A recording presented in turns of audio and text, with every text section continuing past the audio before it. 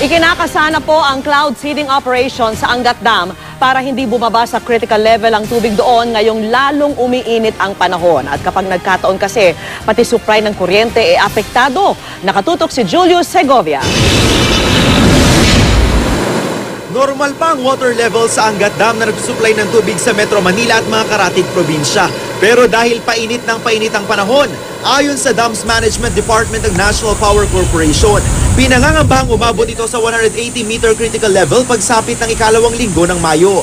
Kapag nagkataon, puputulin ang supply ng tubig sa irigasyon, tigil din ang power generation. Pero ang alokasyon ng tubig sa mga bahay, di raw agad babawasan. Sa 180 kasi, yung tinatawag na minimum operating elevation, ang main units ng National Power Corporation sa Angat will not be able to operate, but still we can still deliver water sa Metro Manila through the auxiliary turbines. Pero ayaw pa kampante ng Napocor, kaya nagkasana sila ng cloud seeding sa Angat Dam sa susunod na linggo.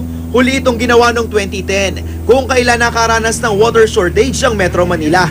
Ang problema, baka maantala ito matapos bumagsak ang eroplanong nagsasagawa rin ng cloud seeding sa Magat Dam sa Isabela na ikinasawi ng 4 na tao. Augment and provide water for Metro Manila actually yung priority dyan.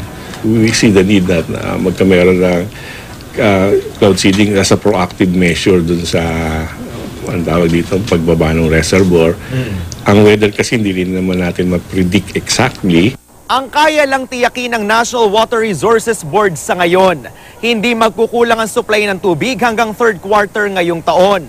Pero ibang usapan na raw sa pagtatapos ng 2014 kung kailan inaasahang mararamdaman ang epekto ng El Nino na una nang ibinabala ng Pag-asa. Hindi ko masasabing water shortage eh.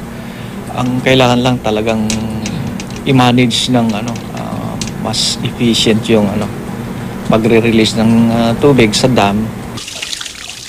Kaya hindi raw sila nagkukulang sa paalala sa mga consumer, lalo't sa pagtaya ng NWRB. Baka bumaba pa sa 178 meter ang level ng tubig sa Angat Dam sa Hunyo.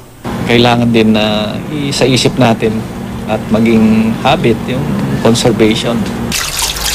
Hindi lang tubig ang dapat tipirin, pati kuryente. Dapat hinay-hinay sa paggamit lalo ngayong tag-init kung kailan inaasahang magmamahal pa ang singil.